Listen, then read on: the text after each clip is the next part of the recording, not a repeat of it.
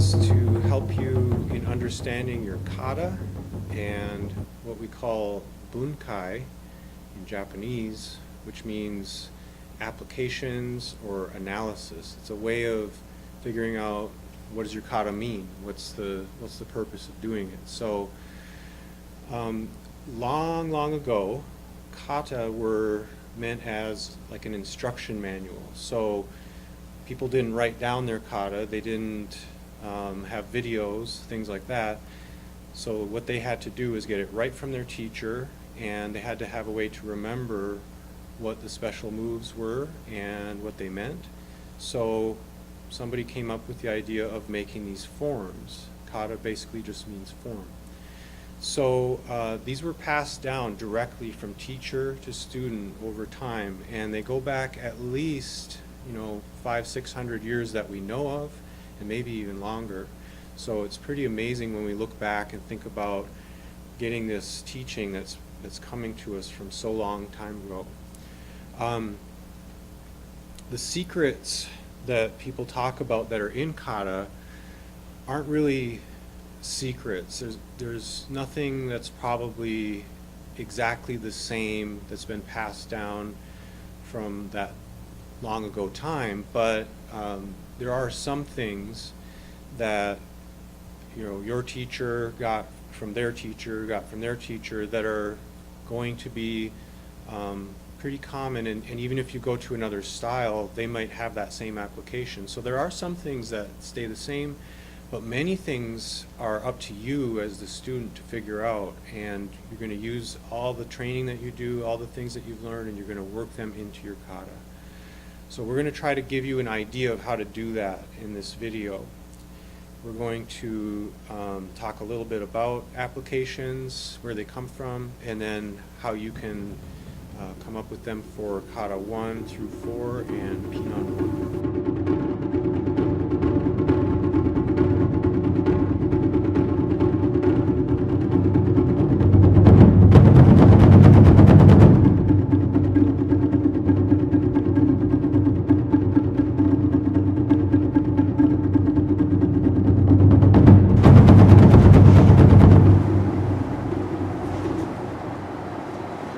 What we're going to look at is using kata 1 with the low block and punch, and moving forward instead of moving backward, because when people first start learning self-defense, everybody wants to move back. When you get attacked, your natural instinct is to want to get away, so you move straight back. So kata 1, when we first start learning it, very first thing we learn is that when we're blocking, we're not moving backward, we're moving forward. So that's what we're practicing here, and I'm going to show you moving straight in to block a kick, and then doing the counter attack just like in the kata. Okay.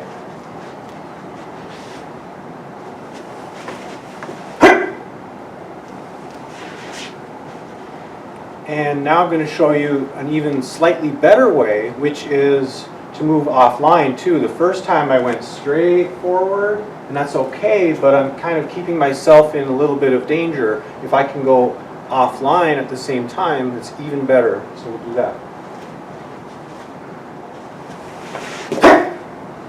See how I'm behind him? It's a much better position to be in. I can do all kinds of fun stuff from here.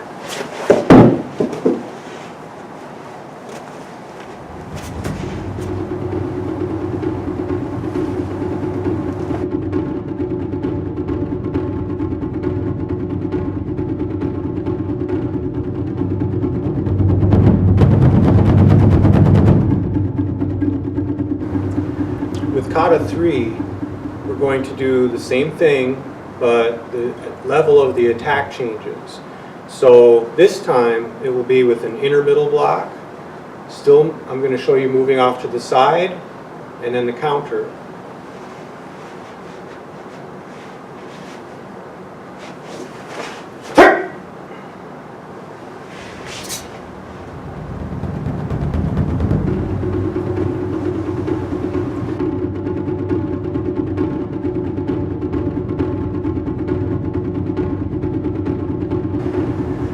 Kata 4 is the same idea.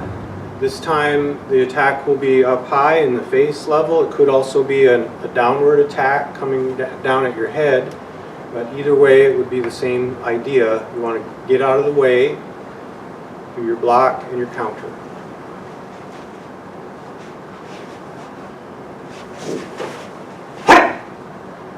And notice my counter attack is at a different level usually than the block, because I'm creating an opening with the block. Wherever that opening is, that's where you want to do your counter. So I'm not going to try to punch him in the face here because it's all blocked. I'm going to go for the ribs, floating rib, something like that.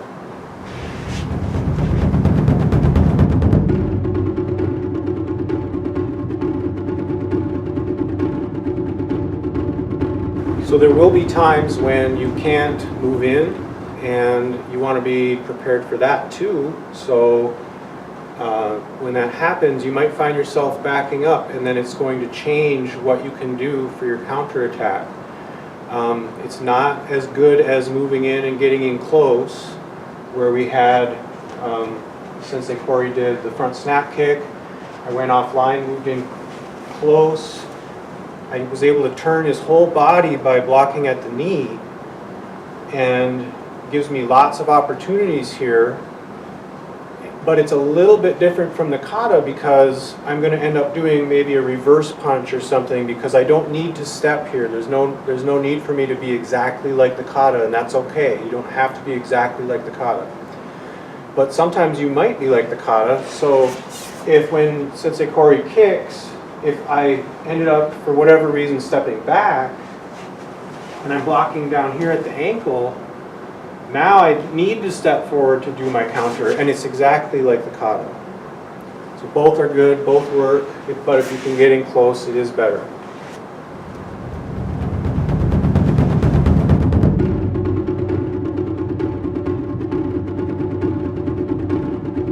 Okay, so that was the basic level of application for your kata 1, 3, and 4.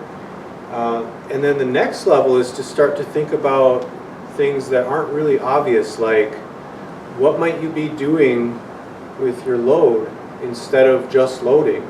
The load is good for getting ready to do the block, but it can do other things too. So let's look at a couple of those. And they're things that you already know because they're in your thumb escape self-defense set. So if Sensei Corey grabs straight across and I step in and do my thumb escape, it's going to look exactly like your load for a lower block here. Now let's show it on the other side so you can see it better. So I'm going to step in just like we do in the self-defense set. I'm going to turn my hips and bring my hand up to my ear. And if I have this hand here, it's all just like your load for kata 1. All right. So again, he grabs, maybe he even gives a little pull, and I go in. I'm loaded for my low block. Now, not only did I escape, but this hand comes forward. It can be doing a punch at that point, and then I get to use my block as something else at this point because he doesn't even had a chance to do any kind of an attack yet other than the grab. So the block becomes a strike, and then the punch can be either a punch at a different level or a takedown.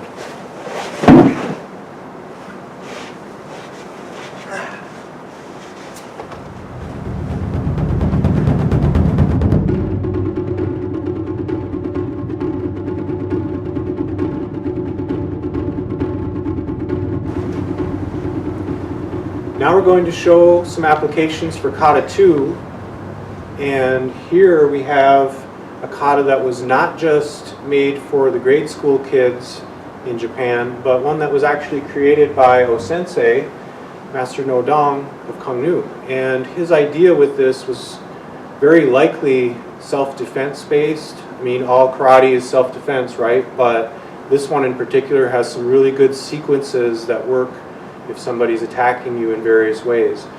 And you'll see stuff that you recognize again from your self-defense set. So the first thing we'll show is from a grab. So again, it's the same idea. Before we moved in and did our low block load with a punch. This time, since it's Kata 2, we have open hands.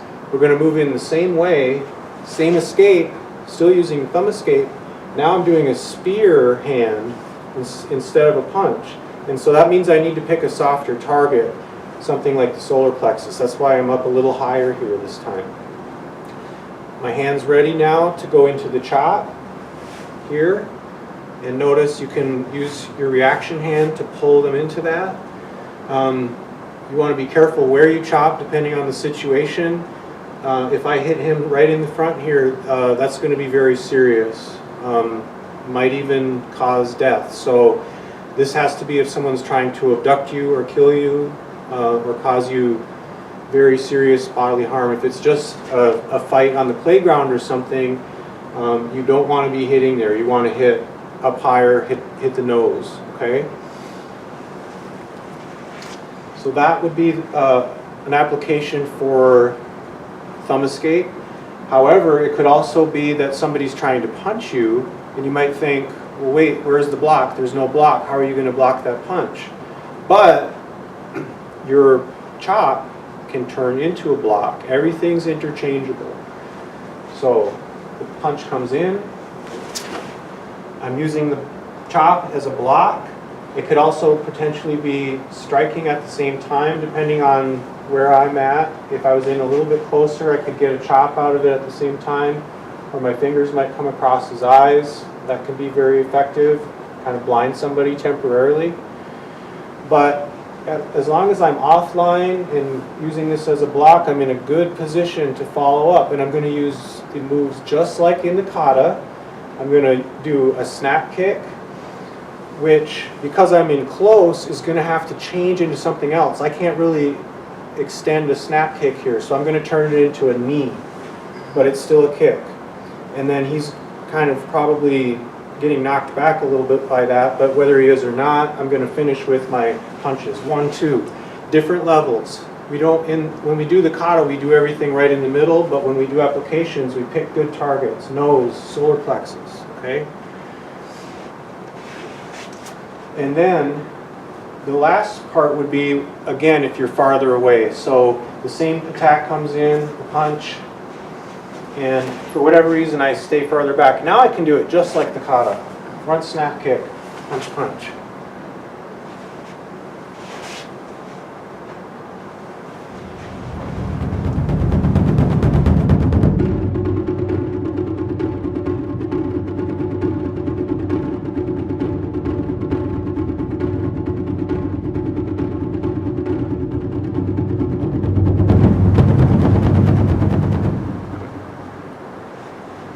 Now we're going to show the long direction of Kata 2, which has the same beginning with the chop, but then it also has the grab, the thrust kick, and the double punch.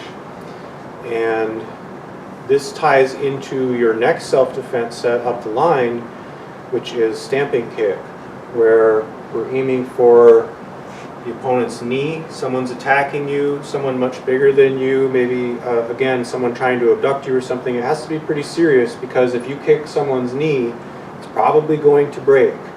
It's not something you do lightly. You don't do this because you're in a scuffle with somebody at school, okay? But when you hit the knee, if you hit it from the side and their weight is on it, it will most likely break. And it doesn't matter how big the person is or how much muscle they have, it's going to break. So it starts out with the same idea. There's a punch coming in up high, and I'm going to move offline. I'm staying a little bit farther away on purpose because I want to be able to do my kick. So just like in the kata, I'm going to reach out with my other hand, grab. I'm going to pull him into that thrust kick. His weight's on the front leg. I'm not touching his knee. In class, we don't do that because it's so delicate. But I'm going through where the knee would be. And that's probably all I really need, but we're going to make sure we're done with a double punch. And in the kata, the punches are on the same level, but they don't have to be. They can be at 2 different levels. They can be face, ribs, or whatever is available, whatever you see is open.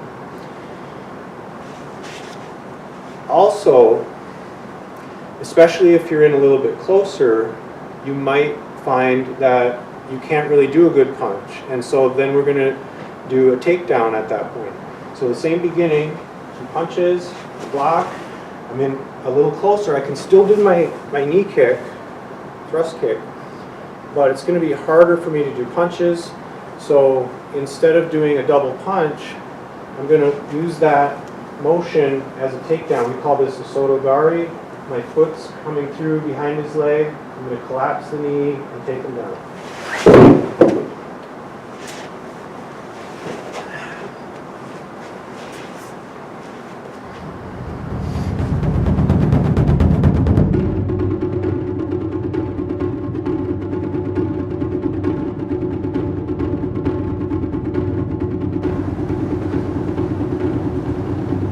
Pinon 1.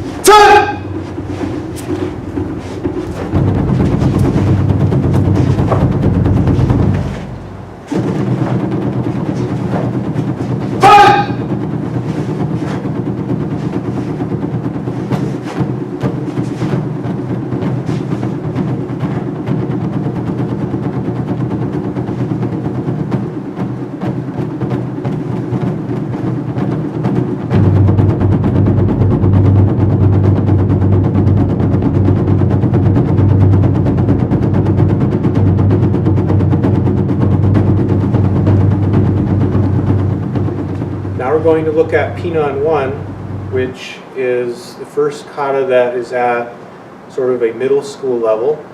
That's what they were created for in Japan, is to teach middle school students. This was back in the early 1900s. They took out a lot of the original meanings of the moves and made them simpler for the kids. But we'll look at a little bit of what is good for kids, and also a tiny little bit of maybe what was the original meaning. These kata are full of symbols of things, and one of those is when you have your hand open or closed. It makes a difference in what you're going to do. It's telling you something. It's telling you probably that you're wanting to grab something. Another symbol that's new here is something we call a stack load, which is also a grab, actually, and we'll show you a little bit about that. So let's go ahead and look at the first new move in Pinon 1. It's not the first direction because that's just like Kata 1, so you already have that. And you'll see that in Pinon 1, that low block punch type sequence from Kata 1 repeats a whole lot. And that's because it's very important. It's basics, and you always want to go back and keep working on your basics. So we're not going to cover those parts, we're just going to cover the new parts. So in the second direction of Pinon 1, you've got a move that has the low block, the hammer fist, and then the back fist. And the whole thing is done pulling back into cat stance. And there's a reason for that. It's all for a reason. So we'll start with what seems pretty obvious, which is using the block as a block, using the strikes as strikes. Okay? So just like what we did earlier, we're going to have a front snap kick, which I'm going to move offline and block. I'm going to pull back as he attempts some other kind of hand attack at this point. There's my hammer fist and my back fist. Okay, so we're just assuming that he's going to attack more than once, which people do when you're sparring or that kind of thing. Somebody's going to usually do, like, go ahead, we're sparring, punch, kick. Yeah, there's multiple attacks, and that's how people get at you. It's easy to block one thing, but multiple attacks are not easy. So we're assuming that's going to happen. So that kick comes in again, just repeating here, and then a hand attack, hammer, back fist. Okay, so we're just using block, block, strike. A little bit more detailed level, or another possibility though, is that this is from some kind of a grab, something a little more in close. So let's say we start with the same idea, like start with a kick, and I block it, but then he grabs my arm. Okay, so now I need to get out of this, and what I'm going to do is use my stance. When I pull back to cat stance, I'm going to use that to jerk him forward. I'm not going to do anything else yet because I just want you to see that part. I'm moving my entire body weight back. If I was just using my arm and he's bigger than me, I probably won't do anything. But if I use my whole body, it pulls him forward. And that's me pulling into cat stance. As I do that, I'm going to do an escape. So my hand is going to load up. It doesn't have to come up super high. Even right here is fine, but it's going to load up and it's going to strike right on top of his hand and kind of scrape it off my hand. It works pretty well if you try it. And it especially works well if the person's kind of getting yanked at the same time. So I'm going to do the scrape and clear here. And as that escapes, it's partly a thumb escape. Here, this hand's going to come up and do a back fist to his nose. And that's as he's getting pulled forward. So it should pull him right into it. Okay, let's do the whole thing.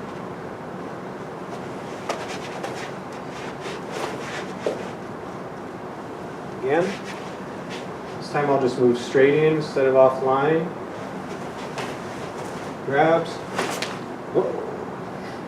You all right? Yeah, good. Good. All right. This is why we have to be careful when we practice. Yeah, that was a good hit. I don't know if we want to keep that.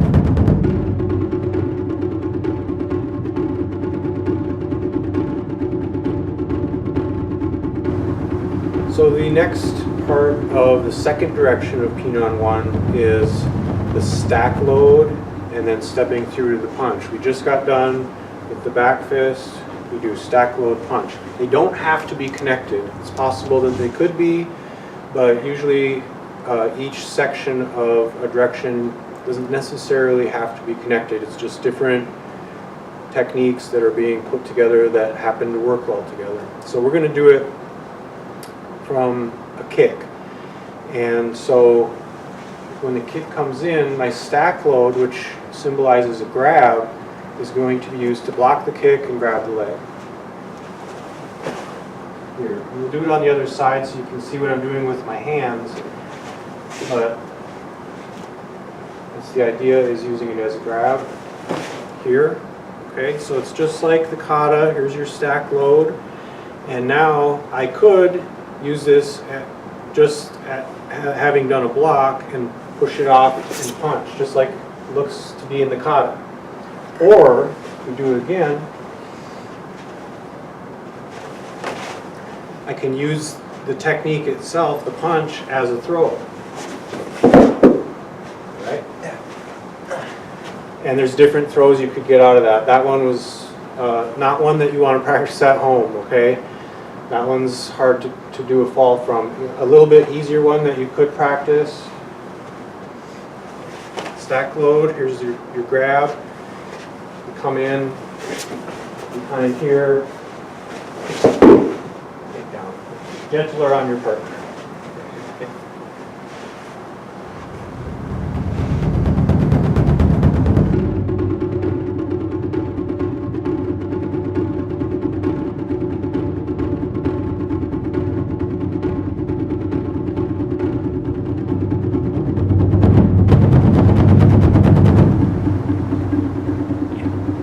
Now we're going to show you the third direction of Pinon 1, which starts out in kind of a strange way with two blocks.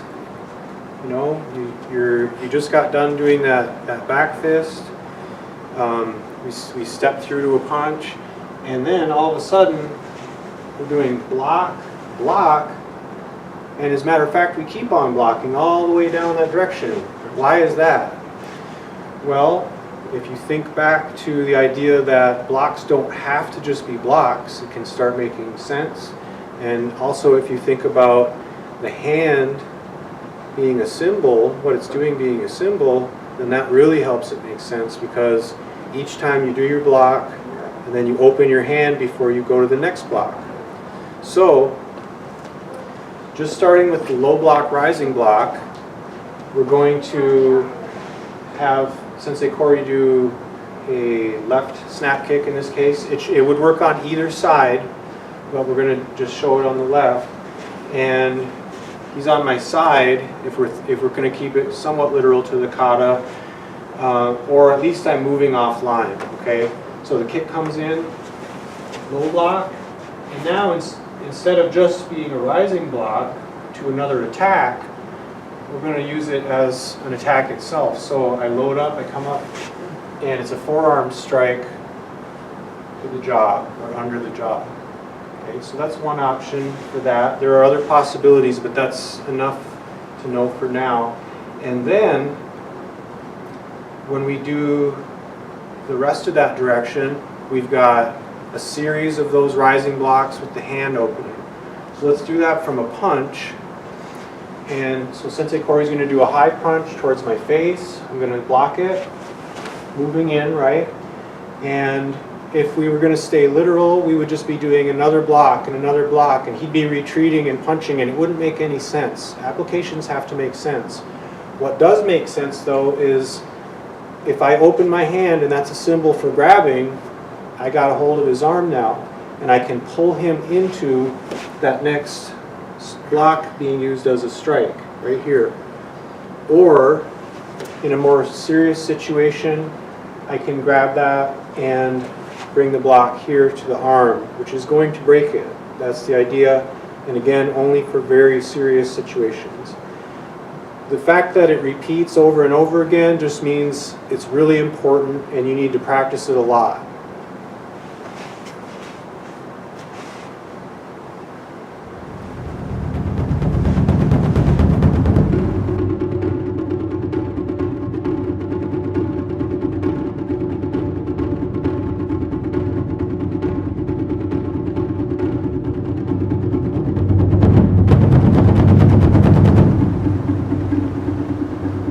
Very end of Pinan 1, you've got a few new things that you've never done before in Kata. And one of them is a new stance. It's a defensive stance called back stance. And so up until now you've been constantly training to move forward with that forward stance into your opponent. Now you're training to be a little bit more defensive, but it doesn't mean you're moving backwards necessarily. We don't want to quite go that far. When you do back stance, you're actually just sinking down. Your front foot still goes out a little bit, but really you're just kind of sinking down right where you are and doing a defensive move. So that's one new thing. And then the other new thing is we have the first time in Kata where we are going at a 45-degree angle. So instead of going straight to the wall, straight to the wall, straight to the wall, we're all of a sudden going to turn and do this strange angle going to the corner. And there's a reason for that. It's teaching you about, again, what we talked about earlier, which is getting offline, okay? So you'll find that the techniques that happen here at the end of Pinan 1 happen all the time in other kata later on. They're in Pinan 2, Pinan 4, and a bunch of other kata that I know. So these are very important moves for you to work on and learn. So the first thing we'll do is we'll look at moving very literally to the kata from, we just got to the end of the eye where we're doing a punch, and all of a sudden we have to swing around from that punch. There's an opponent over here on this side, and we come around, we do a block, and then we go to the corner and do another block, all this in that defensive stance. So, let's see, I guess I need to go this way. So this is the end of the eye. I just did something here in this version of it, and I look and I see someone's coming here, so I'm going to come around and there's my block, and it's very literal to the kata. I'm in this nice defensive stance.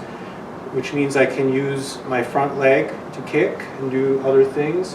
If my weight was forward, I wouldn't really be able to do that so well. I'd have to use my back leg. But here I can actually use my front leg, and I can use this open hand that just blocked here to grab, pull them into it. That's not in the kata, but you can always add follow-ups, okay?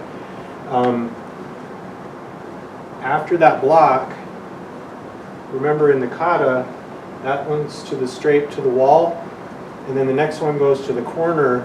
This is the idea of coming in off to the side. Okay, so we're moving off to the side. We're doing the next knife hand block, but now it's not a block, it's a strike, and we're using the other hand to pull them in. So we've got a block, grab, pulling in, and moving to the corner. All right, so let's show that one more time.